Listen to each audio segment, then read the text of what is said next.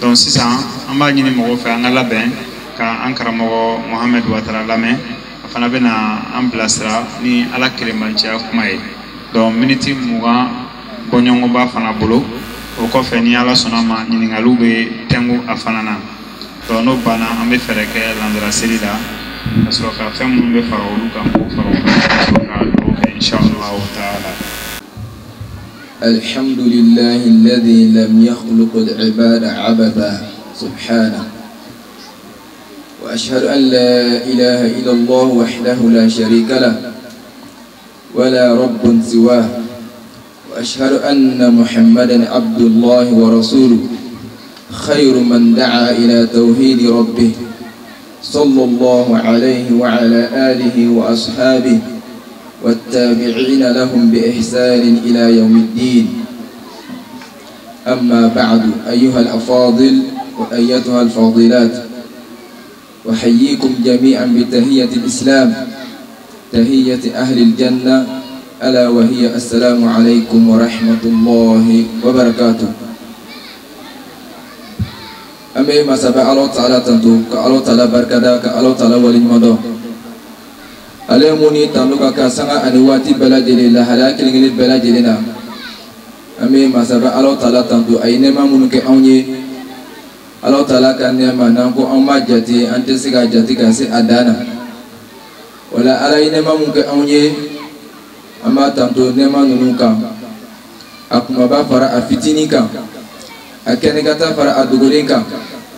tuma do fɛn dɔw bɛ Alahu Taala ka nɛɛma do anw kan an t'a dɔn ko nin ye nɛɛma ye an bɛ Alahu Taala tanto olu kan Ala mun b'a la ni a ma jɔnw dan tɛ gansan ka o bila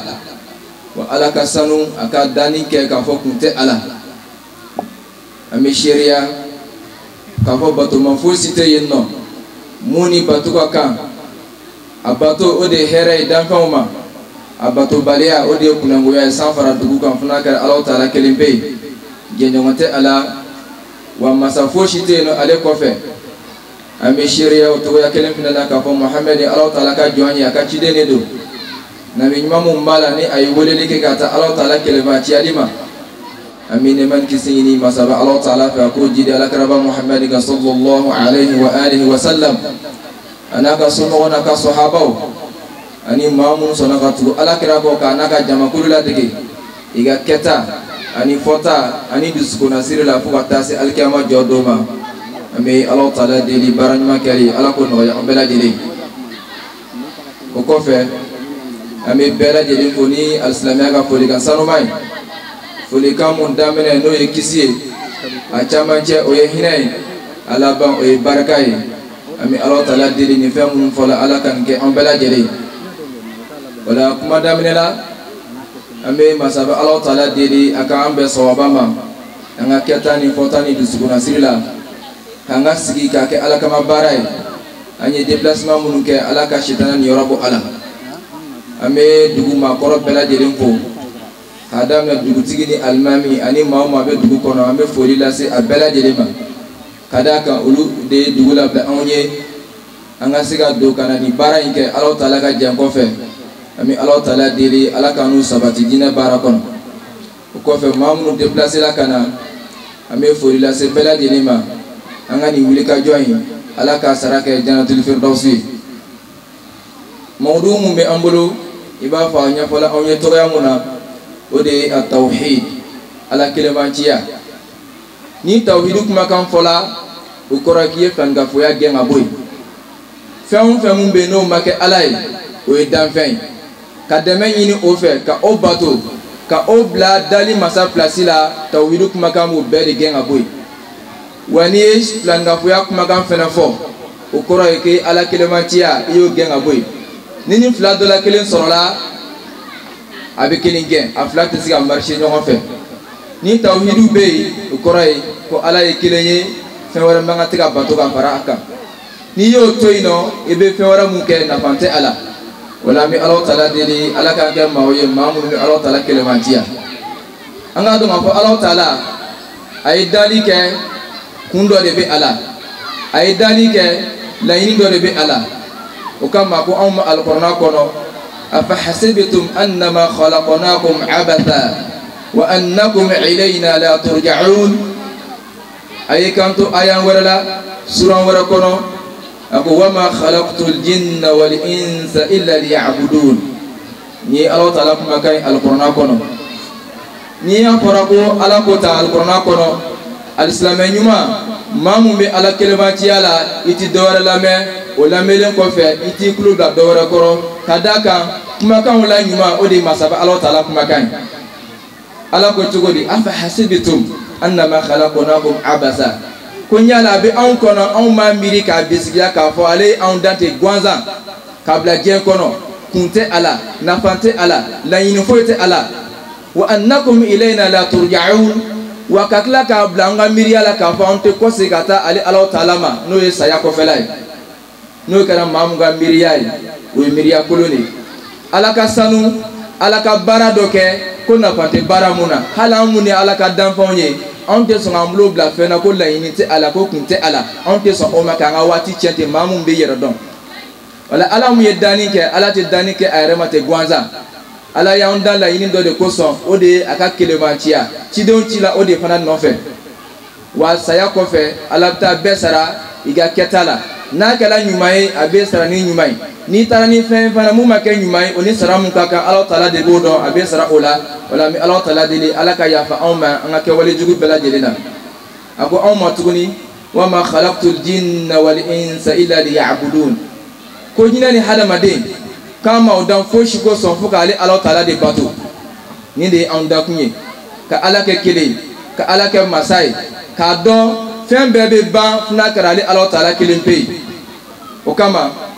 nini kera ondan kunye tauhidu na fola koray dumay joro dumay be ala ni mamu kera ala kelema ciye na fan dumay be ala foka tasiak aklan roma ani la ilaha illallah kuma ka shurutu munun be ala no ye condition munun be ala an kan ka ndasin bela jele manga kada wati na toya ka milti muga o te wati ka fo muka jan ma tesi afuma ka la wasa okono wala madam na ni wati ansro yoromuna ona ke anklo garazagai wala mi Allah taala de ala kan be sawabama ni ya tauhidu kuma kan fo ibasro arabu gare kuma kana korobe ala ni tala shariatu feno korobe ala ni ko at-tauhidu fil lughati al-arabiyya korati dore ka fenge kelenye flana te soromuna ni flana sorola la dro ya korocheni ima kote flana na ala ni flana wera sorola ibo gbenga boyno o tem o mai ale beto kilimpe ya de la o de Allah taala kilimpe o de tauhidu kuma kamin wahada yuwahidu tauhidan bi ma'ana afrada ka fenge kelenye flana te soro femuna wete flana nyini ala ale beto keliya de la kudai wale ka feme nya o de la fne ni flana sorola drebo gbenga boyno ni yo faraka dra beche abike fly o kama Allah taala masa kilimpe de foite faraka ni ya koroy larabukan kuma dena ngani tala shariatu fe koro don no chama ga koro fo ala ngani bela yini kilenye arabukan sigi chogo a ibaratu na jumalula abesiga fonyo ko doni ngani be mafhumu na makusudu ekile adoy dumay ifradullah ta'ala bihaqqi ar-rububiyya wa bihaqqi al-uluhiyya wa bihaqqi al-asma'i wa sifat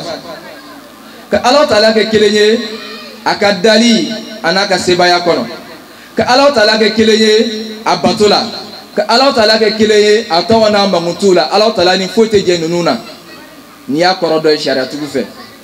adawre duma ifradullah ta'ala bil ibada wal inqiyadu lahu bit ta'a wal bara'atu min ash-shirki wa ahli oye duma ka Allah taala ke keleye ibna batot monamuna kakla ka yera kun kolo ki yera madoya ki yera jashi ki bla desem nan kono Allah taala batotola kakla ki yera sama ki yera madia ka bo plan ga fuya na ke wale belaje nema ani ma be plan ga fuya kono ulushite ko ke nyogo foni desela nindi akore tawhid tugu fe wal mashara tugu fe ni dole ko fe ambolo joro wal manafa di meme tawhidu la dina kono hadama de nganya na mayala al-islamu tawhidu te fen fitinier jem fa ni kara al-islamu ni tawhidu chene bolo klungete ala Allah taala fino ala ko amal qur'ana ko no rodamado ako inna Allah la yaghfiru an yushraka bi wa yaghfiru ma duna dhalika liman yasha ko ale ala taala ti yafa bada ati yafa ko tani akati yafa ni ye fɛn wɛrɛ bato ka fara ale kan ka fɛn wɛrɛ minɛ k'i boloma da o kan ala taala ma jɛn di mun ma alisilamɛya tɛ jɛn ni mun ye ko a tɛ yafa o ma abada a t'a yafa ko nka ale bɛ jurumu wɛrɛ yafa mun ma kɛ filanikafoya jurumu ye mɔgɔ ye liman yasha mɔgɔ min ala taala ja e ni ne jɔn ka di ala taala ye maa si t'o dɔn bɛɛ kan k'i yɛrɛ jɔrɔ nka fɛn dɔ bɛ yen an k'an ka o kɔlɔsi an b'a fɔ an ka kumakanw na ko n'i ye su gosi ɲɛnama bɛ siran walima n'i ye foro kɔnɔ yiri tigɛli daminɛ si la yiri tɔw b'a dɔn k'olu tɛ to abada ala subahanahu wa ta'ala a ye kɛngɛri da a ka kira ye ka kɛngɛri gɛlɛn da a ye nka n k'a dɔn k'a fɔ ni ala ta'ala kumana kira fɛ ka kɛngɛri da a ye ala kira nin dabila a kan tɛ ala kira ma a kan bɛ anw de ma ka d'a kan ala kira ta kɛ huwa ma'sumun minal ma'suya ala ta'ala a ye ala kira la tanga k'a kɔlɔsi ka bɔ ala kota kelen-kelen bɛɛ lajɛlen ma n'a y'a sɔrɔ maa mun m'a faamuya an bɛ ala ta'ala deli ala k'an jiden faamuya ko ɲuman na k'a sɔrɔ a ye kɛngɛri da kira mun ye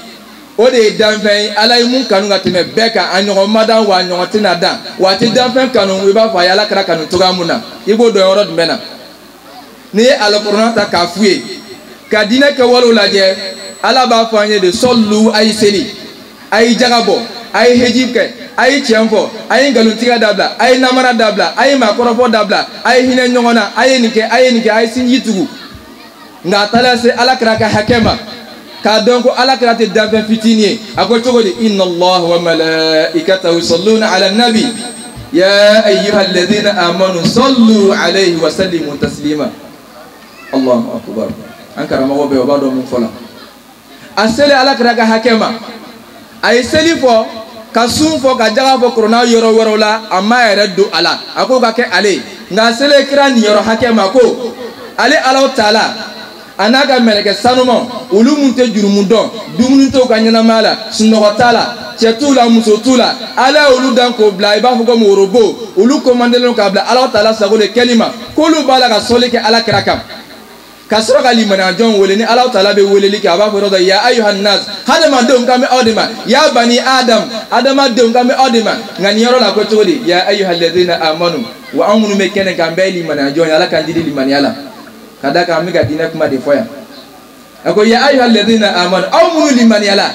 sallu alayhi k'aw ka sɔli kɛ kira kan wa ni maa o maa tɛ sɔli kɛ kira kan k'a limaniya dɔ b'a jɛ dɛ min alamati imani billah as-salatu ala nabi fa sallu alayhi an ka dɔn k'a fɔ limaniya taamasiyɛn dɔ ye i ka sɔli kɛ ala kira kan sallallahu alayhi wa sallam ka da kan ala taala limaniya jɔn de wele nɔ k'an ka sɔli kɛ ala kira kan ka kisi ɲini a ye nka a sera ala kira ka hakɛ ma tawhidu bonda la a ko cogo di ako walakad uhiya ilayka wa ila alladhina min qablik la in ashrakta ya muhammad qurna ayanu kuma bi ganye ala kira al khitab muwajjahun ila nabi la in ashrakta la yahbatanna amaluk wa la takunanna min al khasirin subhanallah ala kira tinke tingari dabi ganye shi ondema ngaya damne ala kira dilay ba fa kam ala kira dema ngabe la ba ondema wa hadha al khitab hadhihi al aya rabbaniyya ni aya mun filɛ nin n'a ɲɛsinna ala kira ma ala kira tɛ yen nɔ bilen tuguni a bɛ a damagama ala taala kɛrɛfɛ nin waati in na nka ni aya bɛ baara kɛ ilal abad fo waati min ala taala ja a ko ala kira ma a ko cɛnni yɛrɛ yɛrɛ la lakika ɲɛ ma n ye wahayu ci ka taa maa o maa maa minnu kɔnna e ala kira ɲɛ k'a daminɛ nabila nuhu na fo ka na se nabila isa ma ciden fɛn bɛɛ tɛmɛna kɔnɔ nabi ɲuman fɛn bɛɛ tɛmɛna kɔnɔ k'ale ye cikan bila ka taa o bɛɛ ma ka wahayu ci o ma ni mun ye wa a b'o kumakan in fana ci ala kira fana ma tuguni la in ashrakta a ko e ala kira n'i ye fila fara ni ala kan n'i ye filaninkafoya baara kɛ la yahbatanna amaluk a bɛ ka baara bɛɛ tiɲɛ wala takunanna minal khasirin wa i bɛ tila kɛ maa bɔnɛlenw maa tacɛlenw maa halakilenw fana cɛ ma tuguni a tɛ mako ɲɛ i ye nin fɔla ala kira de ma fama baluna nahnu anw bɛ kɛ cogo di ala kira kɛrɛfɛ wa huwa ma'sum o kama ni ala ye wele da ala kira ma yɔrɔ o yɔrɔ nin kɛ walima nin to yen a kan tɛ ala kira ma koyi a kan bɛ anw de ma o kɔrɔ ye n'an ye fila fara ala taala kan an ka kɛ walew la an ka batow la dusukunnasiri la kumakan na an ka tasarufatu kelen kelen bɛɛ la k'a b'an ka baara bɛɛ daji san joli bara kɔfɛ wa an bɛ tila ka fara maa bɔnɛlo kan illa man taaba ko ni maa mun tubila li anna tawbata jubu ma qabla ka da kan ni tubila fɛn fɛn tɛmɛn'a kɔ Ala Taala b'o bɛɛ yafa i ye a bɛ tila hinɛ maa dɔ la tunu ko jugu ninnu k'olu yɛlɛma k'o kɛ baara ɲuman ka di o ma Ala k'an ta kɛ o ye o la tawhidu hali n'a dana ni kumakan in ma ni mun ɲɛsin Alakira ma nin b'a yira k'a fɔ ko Ala kelen man ci a fɛn fitinin tɛ fɛnkafoya ka bɔ Ala Taala ka se a dan yɛrɛ de la i b'a fɔ cogo o cogo i tɛ se k'a fɔ ka s'a hakɛ la tellement k'a ko ka bɔ Ala Taala ye an bɛ Ala Taala deli Ala k'an kɛ maa ye maa minnu bɛ Ala Taala kɛ kelen ye tawhidu ni y'a nafa a jɔyɔrɔ dɔ ye jumɛn ye أن لأجل خلق الله السماوات والأرض وخلق الكون كله قال تعالى وما خلقنا السماوات والأرض وما بينهما لاعبين ما خلقناهما إلا بالحق ولكن أكثرهم لا يعلمون يقولون أيام كسبنا مفلح أو سانفه dugukolo mun bɛ n'an bɛ ka tagama sanfɛ n'an bɛ tila ka taa da a dugu ma an salen kɔfɛ n'o de y'an ka kaburu ye ani bɛ fɛn o fɛn dɔn tɛ mun dɔn diɲɛ kɔnɔ ko Ala Taala ye bɛɛ dan yaasa ka se k'ale de kɛ kelen ye wa ye nin fana fɔ an ɲɛ ko wa ma khalaqna samawati wal arda wa ma bainahuma la'ibin k'ale Ala Taala ma sangalen dugukolo dan ani mun b'o ni ɲɔgɔn cɛ kulonkɛ la koyi a ma an da kulonkɛ kama an de bɛ k'an ka waati la cɛ kulonkɛ fana la k'a ye ninnu dan ni tiɲɛ de ko nka maa caman t'an dɔn dɛ wa dɔnbala de bɛ k'an bila ko wɛrɛw kɛli la mun tɛ nin tawhidu i ka nafa n'a jɔyɔrɔ dɔn ko kulonkɛ tɛ annahu huwa da'watu jami'i rusuli min ladun nuhin ila nabiyina muhammad alayhi salam qala ta'ala wa ma arsalna min qablika min rasul illa nuhi ilayhi annahu la ilaha illa ana fa'budun ako togodi ale Ala Taala ko ma ci den shiti ka ko Alakira nya ka damna nabila nuhuna fo na se Alakira yɛrɛ ma ka yu ci ka mun do ma o de ka fɔ ko bato man fo shiti na mun ka nga bato ni cɛ funa kɛra ni Ala Taala kelen pe wa ka nga ale Ala Taala de bato ni ne Ala Taala ka ci kan bato ke to be se ka fɔ ɲɔgɔn kɔ nga laɲini mun be no o de ka Ala Taala kɛ kelen aw ma ye Alakira ibe kuma dɔ bɛ dɔnnibagaw da wala bɛ kuma dɔ bɛ wajulukɛlaw da an fɛ yan wa tuma dɔ ibe kuma dɔ bɛ an ka diinɛ kɔnɔ an ka jamana in kɔnɔ n'an ka jamana tɛ taa mɛn diɲɛ fan wɛrɛ si fɛ n'i y'a mɛn diɲɛ jamana wɛrɛ mun na a kolongolola ka bɔ an fɛ yan de ka taa ye n'o tɛ taa mɛn diinɛ gafe si kɔnɔ a dɔ ye jumɛn ye ko Alakira cila ka san 13 kɛ ko yaasa ko ka jogo de ɲa la jogo tun b'a kɔnɔ nka Alakira ka ci laɲiniba a ye san 13 kɛ mangasigi la a tun bɛ mun de ɲini mankankaw fɛ a tun bɛ mun ɲini Kurɛšiw fɛ hali a bɛɛ n'a kɛ Abu Tɔlibu fatutɔ la a ye mun de ɲini a fɛ kul la ilaha illallah a fɔ la ilaha illallah n bɛ seereya jɔ n b'a garanti ta ye Ala Taala ɲɛ ma sini o kama Alakira tun bɛ yala bɔlɔn kɔnɔ a b'a fɔ kulu la ilaha illallah tuflihu a y'a fɔ ko Ala Taala ye kelen ye aw kana fɛn wɛrɛ bato ka fara Ala Taala kan aw bɛ kisi a y'a sɔrɔ seli tɛ yen jaga tɛ yen heji tɛ yen silamɛya jɔsen duuru in a daminɛ ni la ilaha illallah de Alakira ye san 13 de kɛ o cogoya la nka seli nana d'a ma k'a to a ka mangasigi la kɔfɛ bato tɔw sɔrɔla ka na nka san 10 kɔfɛ de Alakira taara ka sana yɛlɛ la ka sɔrɔ ka seli d'a ma a ye nin bɛɛ kɛ ka tawhidu de kumakan sabati nka i b'a sɔrɔ an ka dɔnniya dɔgɔya sitana ka jija n'a ka cɛsiri o bɛ se kɛ anw na an bɛ nin ko in n'o ye Ala Taala kelenbantiya ye k'a kɛ bolokɔfɛfɛn ye an tɛ an mako don a la an b'an bolomada fɛn wɛrɛw ma mun ni alisilamɛya tɛ se ka bila minɛn kelen kɔnɔ cogoya si la wa o tawhidu mun filɛ nin ye dɛ o de bɛ hadamadenw bɛɛ fara ɲɔgɔn kan k'an kɛ kelen ye wa tawhidu jɔyɔrɔ jumɛn b'a la tuguni ani nafa jumɛn b'a la yaasa an kana kulonkɛ kɛ a la an k'a dɔn k'a fɔ o de ye fɛn awwalu wajibin wa awwalu ma yudkhilu bihi al-mar'a fi al-islam wa lihadha qala an-nabiy sallallahu alaihi wa sallam li Mu'adh bin Jabal radiyallahu anhu indama ba'athahu ila al-Yaman innaka ta'ti qauman ahlul kitab falyakun awwalu ma tad'uhum ilayhi ibadatu Allah wahda nye riwaya do anana na togamuna k'a fɔ hadamaden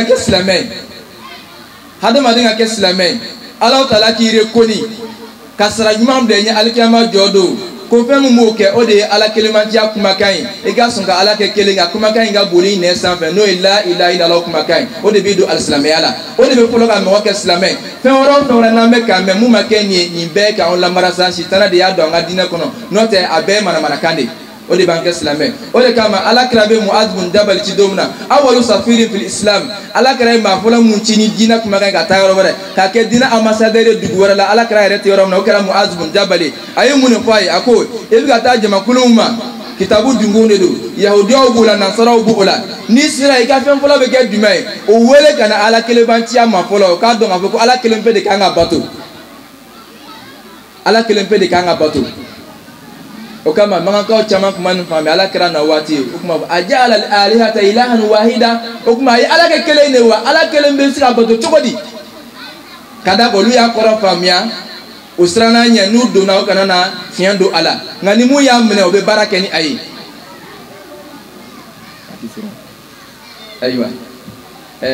an bɛ ala tala de ala k'an bɛn sababa ma dɔnnibagaw ka kuma don o khairul kalami ma qalla wa dalla kuma la ɲuman mun surunyana ni nafa sɔrɔla la komi aw b'a dɔn an bɔla yɔrɔ dɔ de la ka na programme de bɛ an bolo waatiw man jan waati bɛrɛ tun t'an bolo n'o ye miniti 20 ye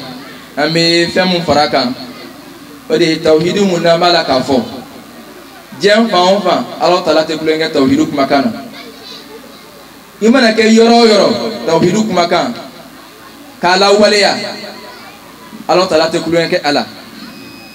nafa mun bɛ tawhidi la n'i b'a dɔn i t'a to yen ka d'a kan i ka kɛ silamɛ ye baara ka kɛ ni a ye o de ye tawhidi ye o kama a dɔ wɛrɛ ye jumɛn ye anna kabula jami al-a'mal al-abd mutawaqqifun ala hadha tawhid k'i k'a dɔn k'a fɔ baara o baara n'i b'a kɛ diinɛ kɔnɔ an ka sayida ala ka barika don a n'a si la a bɔla a kuma hijabu kan an ye seli fana seli yanni an ka sigi yan wa an bɛna tila ka lansara seli wa an bɛ nana diinɛ baara de fana hukumu kɔnɔna na o de ye an fara ɲɔgɔn kan yan wa alisilamɛya de ye an fara ɲɔgɔn kan i mana silamɛya wele i yɛrɛ la cogo o cogo ka kɛ diinɛmɔgɔ ye cogo o cogo ka ala bato ka ɲɛ nin bɛɛ ka minɛ i bolo nin bɛɛ lajɛlen ka ala taala ka sɔn a la k'a reconnaître ka sara ɲuman di e ma k'a bɛɛ gulolen bɛ tawhidi de la tawhidi de b'a bɛɛ lase ala taala ma ni tawhidi ɲuman t'i bolo nafa t'i ka seli la ni tawhidi ɲuman t'i bolo nafa t'i ka sunna ni tawhidi ma ɲi nafa t'i ka hiji la ni tawhidi ma ɲi hali ka hijabu don a bɛ nafa ɲɛ ɲɛnamaya sigi la a bɛ hadamadenw ta ka kɛ walijugu ni jogojuguya ma nka tuma dɔ a b'a kɛ sababu ye i tɛ sara sɔrɔ ala taala bolo ka d'a kan e dusukun ma ɲi i ni ala taala cɛ i ka akida ma ɲi o kama baara kana kɛ sɛgɛfu ye ala ko an b'al kurana kɔnɔ amilatun nasiba ayi ka baara bɛ kɛ haba'an mansura k'i ka baara bɛ kɛ gɔngɔn duuru ka taa ten fufalaki i sɛgɛnna ka wɔsi ka siɲɛnaw kɛ ka kɔngɔminɛw ka minɔgɔminɛw kɛ k'i ɲani ala ko baara la nka a bɛ ka taa fu la ten i kana dɔrɔmɛ sɔrɔ a la ala taala yɔrɔ ka tila ka taa laban jahanama kɔnɔ ala ka kisi a ma tawhidi tiɲɛni de b'a kɛ o la an k'an yɛrɛ kɔlɔsi an k'an yɛrɛ kɔlɔsi ala ma kulonkɛ tawhidu la ala ma kulonkɛ tawhidu la an b'a ye suran dɔ bɛ alikuranɛ kɔnɔ n'an b'a fɔ ko suratul ikhlas kɔnɔnajɛya suran suran surumani de don nka suranba de don suran minnu bɛ jate alikuranɛ kɔnɔ ko nin suranbaw ye o y'a dɔ ye n'an b'a fɔ ko kul huwallahu ahad a bɛ taa laban walam yakullahu kufuwan ahad o suran in n'a bɛ alakira kumakan dɔ la Albani hadisa in saha k'a fɔ ko tiɲɛ don ko n'i y'a kalan ko 3 kɛ ko kuruna kuru kara kalali baraji dafalen bɛ d'i ma seli kuma t'a kɔnɔ sun kuma t'a kɔnɔ jaga kuma t'a kɔnɔ heji kuma t'a kɔnɔ kuma wɛrɛ t'a kɔnɔ a daminɛ n'a laban bɛɛ ye ala taala ka masaya n'a ka kelenya de fɔtɔla ye tellement k'o ka di ala ka se degré mun na ko n'i y'a suran kelen kalan ko kelen kɛ i ye kurana sulusu kalan n'i y'a kilan 3 ye n'i y'a 2 kɛ i ye sulusayini sɔrɔ n'i y'a 3 kɛ o ye kurana complet han o la i bɛ dɔ ye a bɛ san 60 kɛ alisilamɛya la ka wolo kɔnɔ ka mɔ a kɔnɔ ka fatu a kan nka a tɛ mako ɲɛ a ye a tɛ mako ɲɛ a ye Bilal ibn Rabah an m'o kɛ misaliya ye ka bɔ kuma kɔnɔ ka da ka waati sera wallahi Bilal a bɛ bɔ Habasha de Éthiopie a tun bɛ Maka ani alakira ye ɲɛnamaya kɛ ɲɔgɔn fɛ alakira ka misiri welela yala an bɛ ka commencer ka diinɛ faamu sisan n'o tɛ an tun b'a fɔ ko Bilal de bɛ buru fiyɛ ko ni janba sera ko Bilal bɛ buru fiyɛ Bilal ye adamaden de o tɛ buru fiyɛ mɛlɛkɛ dɔ de bɛ yen Israfil ale de bɛ buru fiyɛ ni diɲɛ bɛ ban n'o tɛ adamaden t'a fiyɛ alakira ka misiri welela de tun don sallallahu alayhi wa sallam Bilal a ye jɔnya kɛ mankan jamana kan silamɛ tun tɛ yana ka do silamɛya la nka a donnen silamɛya la a kɛlen ka tawhidu kumakan minɛ ka kɛ limaniya jɔn ye ka kɛ ala kɛlɛbanci jɔn ye tɔɔrɔ ni ɲɛni sugu bɛɛ dala kan a ma bila fo ka taa se alakira ta la ka sanayɛrɛ la a taara alijana yala a tun bɛ maa dɔ taamakan senkan mɛn a ɲɛfɛ a ye mɛlɛkɛ jibirila ɲininka nin ye jɔn taamatɔ ye an ɲɛfɛ ne tulo bɛ sen mankan nka ɲɛ tɛ maa la mɛlɛkɛ jibirila k'a ma hada bilal buraba nin ye ka misiriwela bilal de mankan ye alakira nana a ye bilal ɲininka e ye mun de kɛ ka ne kɔ alijana kɔnɔ nka sɔrɔ maa tɛ don alakira ni alijana kɔnɔ bilal ko k'ale hakili tɛ baara wɛrɛ la o ko n'ale seli ta tuma o tuma ale tɛ ko wɛrɛ kɛ fo ale ka jɔn fila k'i ka tugu a la o bilal mun filɛ nin ye a kɛlen ka kɛ silamɛ ye ka don diinɛ la alakira nɔfɛ ka tawhidu kumakan minɛ a matigi kɛ o y'a minɛ k'a lajabɛ ko f'a ka bɔ kumakan in kɔ ka se kafiriya la nɔ na a tun bɛ bilal minɛ k'a siri k'a da tile kɔrɔ ka farakuru belebele da disi kan nka bilal dalen tun bɛ to tile kɔrɔ bolengɛden bɛ jalen bɛ to ta ahad ahad ahad fo ala kelen pe n t'a bila maa si ye n bɛ sanni kelebaciya in kan fo seyidina abubakar nana kan hɔrɔnya k'a bɔ jɔnya kɔnɔ ni k'a fara silamɛw kan o de ye bilal ye nka an b'o de ye k'o kɛ bolokɔfɛfɛn ye filenin galama mana ci ɲɔgɔn na ko ji kulankolon tɛ kunu maa tɛ sigi k'i ka ɲɛnamaya to ten n'i m'a ɲɛɲini yanni sadon cɛ ka da kan ala ye hakili da anw ma k'an ka baara de kɛ ni a ye anw bɛ wuli n'o hakili nin fana ye u bɛ taa lase ko wɛrɛ ma mun tɛ ɲuman ni ala tala tɛ jɛ ni a ye o de kama an bɛ nin ci lase yan karamɔgɔw ma n'a y'a sɔrɔ y'a fɔ alhamdulillah n'o m'a fɔ o k'a fɔ anw ye kitabu dɔ b'an bolo malikiya kitabu de don tuma dɔ n'i bɛ kalan daminɛ malikiya kitabu la o y'a la fɔlɔfɔlɔ n'an b'a fɔ ko lakhdari kitabul akhdari ni malikiya kumakanw b'a kɔnɔ a daminɛ yɛrɛ la n k'a b'a kɔnɔ k'a fɔ ko awwalu ma yajibu alal mukallafi tashihu imanihi n'i b'a kalan ka taa a bɛ taa fɔ ɲɛfɛ k'a tɛ bɛn mukallafu ye n'o ye baligu ye i ka fɛn kɛ diinɛ in na f'a ka taa sɔrɔ i ka diinɛ jɔyɔrɔ dɔn a la a kiiri n'a diinɛ ye mun fɔ a la ala taala ko cogo di e yala nin kɛli bɛ bɛn ala ma wa a tɛ bɛn ala ma wa n kan k'a kɛ cogo di awwalu ma yajibu alal mukallafi tashihu imani fɛn fɔlɔfɔlɔ min wajibiya baligu kan k'o de k'a ka ka limaniya sanuya k'a ɲɛ limaniya tɛ sanuya dɔ wɛrɛ ka ala kɛ kelen ye wala an bɛ ala taala deli ala k'an kɛ maaw ye maa minnu bɛ ala taala kɛ kelen ye an ka baara ala k'o kɔlɔsi an ka baara ala k'o kɔlɔsi an ka baara ala k'o kɔlɔsi ka di anw ma tawhidu a ma nɔgɔn nka waati surunya kosɔn an bɛ kuma datugu i k'a dɔn k'a fɔ ko tawhidu tɛ fɛn fitinin dɔw b'a miiri k'a fɔ ko ka taa boli bato ka taa koloninfilila fɛ yen ka taa bugurdala fɛ yen nin dɔrɔn tɛ o nin dɔrɔn tɛ hali yɛrɛ yira min b'i ka baara la a bɛ tawhidu tiɲɛ a bɛ tawhidu tiɲɛ o la an balakaw ni an falakaw ani yan dugu maa bɛɛ lajɛlen an ka banba an k'an ka tawhidu an k'a ɲɛɲini k'a dɔn fɛn mun b'a ɲɛ fɛn mun b'a tiɲɛ an ka olu dɔn yaasa an bɛ ka bato minnu kɛ olu ka kɛ fɛn garantilen an bolo an ka baara kana na k'an bolo amilatun nasuba sɛgɛ kɛla an ka nafama sɔrɔ a la ala kana an ta kɛ o ye an ka baara ala ko khalasi ala taala ye an ka baara ala ko khalasi ala taala ye wala m'a fɔ allahumma akhlis a'malana liwajhika alkarim اللهم أخلص أعمالنا لوجهك الكريم ولا تجعل في نصيب للشيطان ولا لغير من المخلوقات يا رب العالمين اللهم أصلح قلوبنا وعدل عيوبنا وتولنا بالحسنى وزينا بالتقوى اللهم زينا بالتقوى اللهم زينا بالتقوى واجمع لنا خير الآخرة والأولى وارزقنا طاعتك ما بكيتنا يا رب العالمين وصلي اللهم على نبينا محمد وعلى آله وصحبه وسلم وآخر دعوانا أن الحمد لله رب العالمين. Chef Mohamed Ouattara bɔra ka kuma an ye sisan ani ala cɛ tɛ ɲɛ fɛn mun kɔ k'ala ka jɛ sɔrɔ a tɛ ɲɛ fɛn mun kɔ ka kɛ ala jɔn ye a tɛ ɲɛ fɛn mun kɔ ka kisi ala ka tasuma doli ma a tɛ ɲɛ fɛn mun kɔ a bɔra ka o jugu bɛ siri an bɛɛ lajɛlen ni ala sɔnna taala ni ɲɔgɔn cɛ an bɛ ala deli ala ka faamuya ko ɲuman di an bɛɛ lajɛlen ma waati taara kosɛbɛ jatigiw y'a fɔ an ye sisan k'a fɔ mɔgɔ wɛrɛw fana nana ka bɔ yɔrɔ wɛrɛ mɔgɔw bɛ yan depuis sɔgɔma ala y'a kɛ anw ma se ka don yan nɔ joona kɔngɔ bɛ mɔgɔw la donc an bɛ waati fitinin sisan an bɛna an balimamuso Meisa Haidara a bɛna dakuruɲɛ damadamani fɔ ka fara an balimakɛ Mohamed Ouattara ka mawudu in kan o la an bɛ taa dumuni kɛ an tilala dumuni na baara tɔ minnu bɛ yen nɔ an b'olu boloda ka sɔrɔ ka foli di ɲɔgɔn ma nka yan'o bɛɛ lajɛlen cɛ anga shefu anga almamu anga karamo uko watara yakuma mufasisan kayni alka nasro walada no la dari nasro abita no an karamo kay jabidi ako misri flafa membian o darsu de la dari kan alhamdulillah o ala tanu bay ko hali kuna ankoro darsu mo bolo la dari kan mbagini bela jelen fe ni darsu no anga natu akafo anko ana to ka fo anko de fen ko bamana ko furu damne o wa boni stama ko bela jalen sigina meta wiriga no nyena lantu atala de mbara diri alaka andeme alaka ansabati alaka tawhidu nyuma alaka famya ko di amma don sisa mena miko di ambalom so na isa drama abaka miniti duru nyuma babulo ka aka farakan ka ko fe amita dunna inshallah mundo kombe nesa tanta mundo mutanti ke bolo ko parce que ka nyini fe masoro no ala kele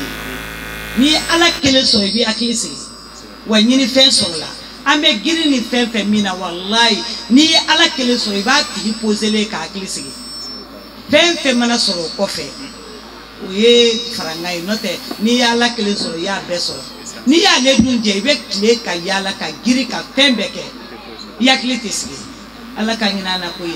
ni usasi bora ka kuma fo kuma tebli uta do ni fo tellement le ke kuma en ko meka mi ni do ka sambidu kala o ba do ka fo tawidi ale soli abe mi se adama dema o mi makala walma o ya ke ni tlanche amadala tuma konote o tigi fana ta do nyewani toro ni kamana gwani bala alna la tuma fo ka ba yafa mi ba kono wallahi o ba ku boka fo toro ni nyewani bala ala ka gina na ko ni mi yen fo muso ko ka fla fara ala ka ko walma ko mi utafa mnya tuka shira e ka yiri da mabo ki ko e garseke kama mo doro neke mesilu me jabudo iti tawidi ere mine ka fo ko mo ere ba fie ki sutura ko ka digila o ni tawidi bi bulu ni ala ko fefe fori abi be ima ni masaka mi ko yoro la ire ya ye panga mase iba ko mi na ke sisa ni tawidi na ya famu ya ko ni akilite nyaga saka fo ko kodo siga binela na ko ni fora ko ala ere de ko to subhanahu wa ta'ala ko te ab singa mima ni juma no ijabe tike ko nta keble ali ni katawra e ko ni ma fo ku ita keble wani nyumando e be girne ka khawja mina ke choti men yali bebe ka delu la bo nga keta ne ka nga ijabu keta ama sorole wili ka nyanyini ko ma fora ko kuma ka tike mais do de la ki kanto ko ne sanya befili jala mi mbembolo do mode ko do parce que muna ni mami ko jala la abi bali moko kasima mo karsa nangi la kunu ozo faro blala ni minara ka jala tike ibe wa sabasara ubi do kasola kile damado muna ye jala tike jala masaka iref tike e garantie moko kana seka tike o de bi ne garantie akoko nesa ne chego atagbe kale beta jala de tike doro ko ka ko doro jala ju wolo fla ko ni o tike ngo netina ambla kuma jana netina do ngado meni kon kono ngo menge ki yakili jaga wo zo fure de be ka jala fana garbe tellement la ke ni atira ka banka ka jala ere na tigera abe nyejiri manyma ko mbo ibe jala jijige to fo ambe bogo kunta na jala yoro mitike an me bogo ta bogo noni ka barala pour que akanasa ire ba do jala tige to ni bala mais c'est foi tai an ba tige wa fa to kera gardien de blala o be sara kama ngo kono yiru gardien de blale ma kama c'est foi tai ka se ka ire garder e no de tige ke bi ko ka bi garder mai amakunu ne konna fila mabla atete moko ay jalaw cheka ni endi ajate na lajage na mi noro ni bola ne gebe don tegala mi do sotal ma kono manu ye ma fo ngite ndiata ko ay nge ka dia ban metla ka dia ya sabina no mine ababu kai kaya samga ngobo bina ni mine men ne ge mine ba to no mi tanto me de mine ni ya tigi do de me kule ngo mi ni bola o masaka bola ni ka garder bola ni ka de bina o don garder on nge kanu flala je ne ba di materateur lo ngone de tu meni dila kan di mo ma ni ne nana ye ka biye maso ala ya biye maso akene kana ba ma flebe mo ke ko ni e chiere nege mi be amba mi ne ka to mi de ko kolo ni fe amba be mi ne ka ata ire nya ne be almeti blala de ngo de ma do ka borala a mi fere fere ni se foitai ka se ka ne bali ala ne du mi se ka de mi se ka ne bali ngana ki parce que aba keta wal ma se ka ngo kasi o ma se ka ni garder ni le bo garder wani be de ba on tegela ka tla ka foko tawri ba mbolo aba mo do on tegela ko nya saka dama ko tawri ba mbolo ima wode kama mana foko ala kota chogo la ubinu joko a bon ubina proposition no foko boy saka kewa parce que muna ala mamine no te ni ya mine na fara ko ni ko ala kota don e labe ne me mina bara atobe ala buluka ala dele ala ki dele ka se ka bara me bokuma kono ala ka ginana iye mi fo akoko ni gelaro oh ko ersera ka saka mina ka bla ka so mina kenga la yai na korobara makata nsono mame ka saka mina ka bla poni saka ko ntabo dukono ko ni nga sansara kai walma tange ni saka be sokono walma ali saka kirikarale ko kenya bala malmature ne ka saka ni kirikarala yoro mina na sarwa so de un farigale na willa ani kaselibla ni she mi bene bulo no ne ni she nunu wa ire ba fo ala kanina na ko ni she nunu munu bla le flani ko ne sare ni re waslame do de be kan nye fonje ko yi ka fruit kan fo munu te selori kan fo ko slame de be kan fo wa mi en ka ba ko kuma bolu ka doma ka ngone te kuma lu ka parce que o ya fi ere nyana ko ti seli ere be ta meta aranjo dala fana o yana willa ka do lugo ba note o lu te seli o lu ere ko ku te seli donc no li mi ka o ere o do ka ba ko ala ko to yo mais munu bi sel na ye misiri la kana qur'ane jigi ka tlak afo ko lu de ba fo ko tani mara i ka san saraka yo ye wal mai ka do saraka do i de unga do saraka do ni ma bu ka so ijabu kanada kana ali seli wani ye tawidi soro bi wallahi na fara ko ni tebe ire be sraka fenge folo fika ko ni bebe alama wa ali jimi chogo ibina nyingali ke no ko kira ya ke chogo sallallahu alaihi wasallam parce que ori nana ko la digeli yoro iti foi ke fika la dige ye kira ka taraka ko la je no te na tu bala je anyi karla domina ka a joki atu modon me utara balala omseka usayo ye ati kunu alaka hinana alaka yafama an koni ya chogo ba sampiduru ka klaka na tawili nene afiti ni no resultat ple ni mi me boy ki semo ni tibo iti seka akeka temene ka mami nyakameni misini saka saraka matukuna ensere ntara domina nye terrain duru de di nga saka ni misini saka saraka million joli ma wari soro torone morufe nye terrain duru di nga ataika ki ka fe atara laje terrain million duru ta soro mba di domina a okunti do ala me do ta soro ne wari soro ngo me terrain kuma bo amaso terrain duru a bekera sakani nyagame ani so ani baganani ni oromani misini sakani ba matukuna ensere nyata katanayi du papier be mchebula ni durute nani na manyene e ka she saraka bina nyeye oh haidara takbir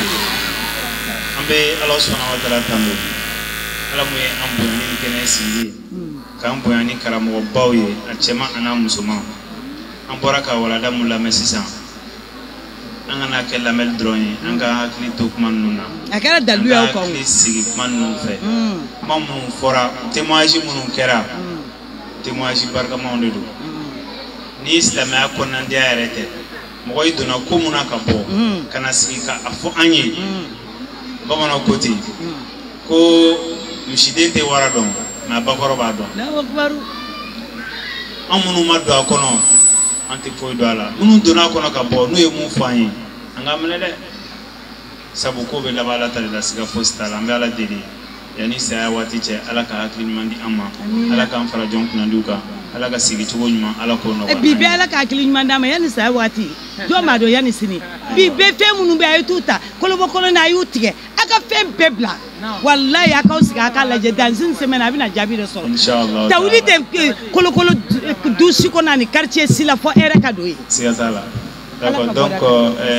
comme mo woro fana ba no fe mun nana kana kene nyine ma ambulu mo be ande bi sogoma amena nyingal ka ngake nyingal mo bulu be ga nyingal labe ni ambora de la fana duna nyingali ameno dae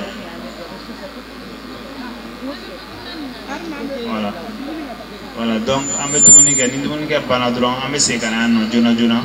ni la seli programme la tuko na fo micro la donc ambe kene wuli ni yoro na da dumna o ko fe ni ala sonama ambe na no sora ko banya ka do la joma fe wa atakbir no ne mame ko se atakbir ante ka meo atakbir voilà non c'est ça adona ko activité la madame nécessaire donc abu mangam ma ko be ko sigala kuma amen donc nan kala droit be aga biscuit na aga kalu dama na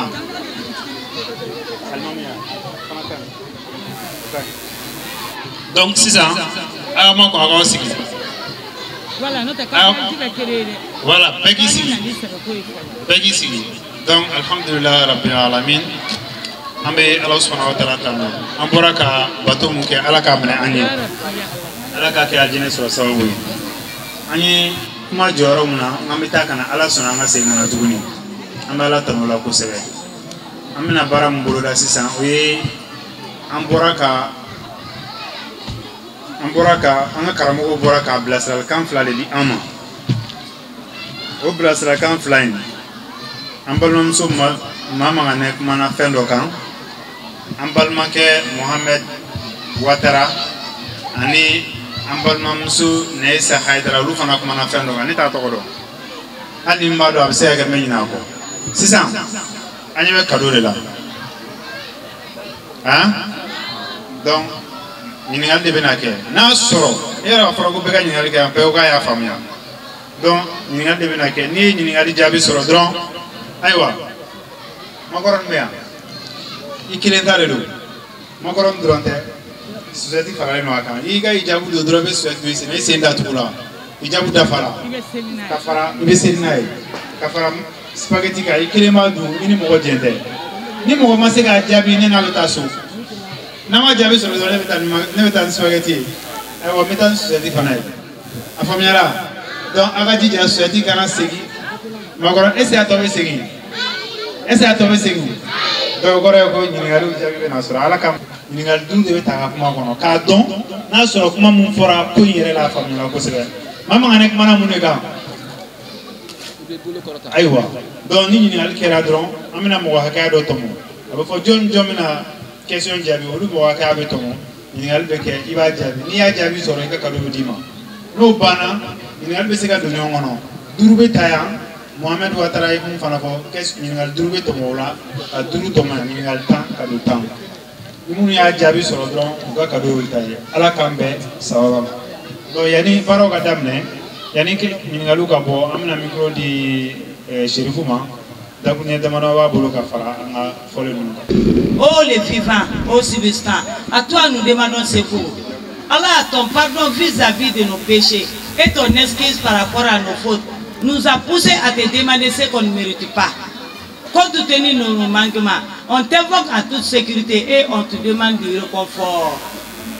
Assalatu wassalamu ala rasulani kira ka duwa ude ko barka da be masai masami nyena auma ka soka on choisi ni kenenka do la jarabile meni bari so ni mana koyi ni ala ka jine na ka fon sire ka on usaya na ka dan fen chama yambe alafu no kutabi nyawa ante mera mo dama mina se kala kali surtout bi samedi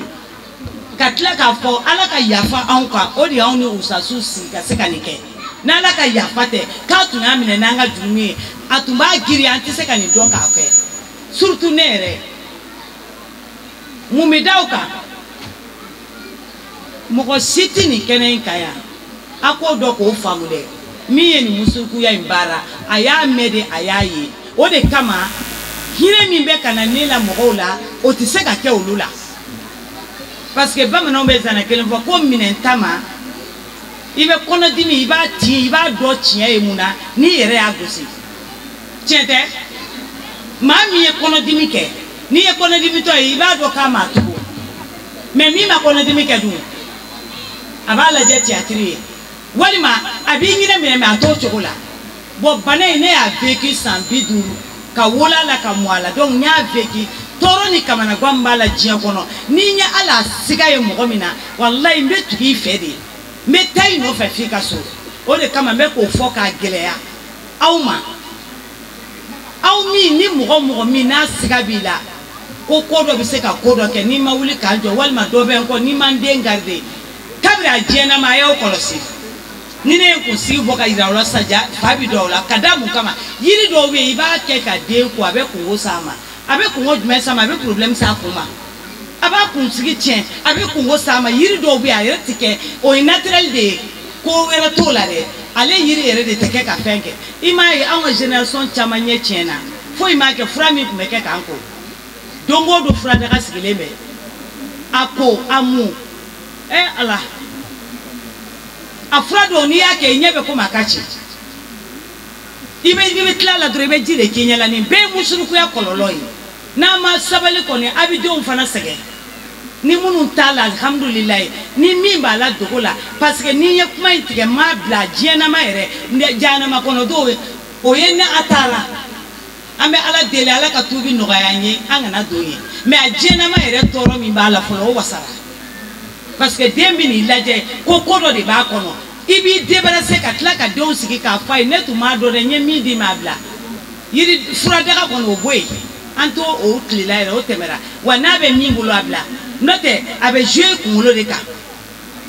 a y'o faamuya n tun b'o de fɔ ka sɔrɔ ka bɔ kuma kɔnɔ o ka na nin fɛn ye n'a nana sigi kuma la ne tɛ ko in tulonkɛlama tɛ ne bolo sabula n'i y'a ye k'a kɔlɔlɔ ye n'i bɔra i bɛ damu ni nɛɛma min sɔrɔ n'i y'a ye a tɛ mɔgɔ min yɛrɛ bolo o tɛ ka mori baara kɛ dɛ mais a t'a bolo i kɔnɔna bɛ fili sanko n'i sɔminen bɛ min na a kana tulonkɛ la dɛ nin y'a diɲɛ nin y'a laharalama ala ko k'a t'a yafa k'a sara tɛ foyi ye fo k'i don tasuma kɔnɔ wa i tɛ bɔ yɔrɔ an cɔn caman sigalen b'o la nka a diɲɛnama in yɛrɛ fɔlɔ i bɛ tɔɔrɔ min y'o la dɛ o jatigɛ n'o jɔrɔ n'a kamanagan k'a miiri ko mɔgɔ dɔ bɛ se ka ko dɔ lase ma o tɔɔrɔ n'o kamanagan n'o jɔrɔ n'i y'o dama lajɛ o wasara o tuma an bɛ ala deli ala ka hinɛ ne n'aw la ka faamuya ɲuman di an ma baara in kɔnɔ ala ka hinɛ an na. Dinɛ kanu b'aw ye foli b'aw ye Mamadu dinɛ kanu b'aw ye foli b'aw ye sini. Dinɛ kanu b'aw ye foli b'aw ye Mamadu dinɛ kanu b'aw ye foli b'aw ye sini. Dinɛ kanu b'aw ye foli b'aw ye Mamadu dinɛ kanu b'aw ye foli b'aw ye sini. Dinɛ kanu b'aw ye foli b'aw ye Mamadu dinɛ kanu b'aw ye foli b'aw ye sini. Dinɛ kanu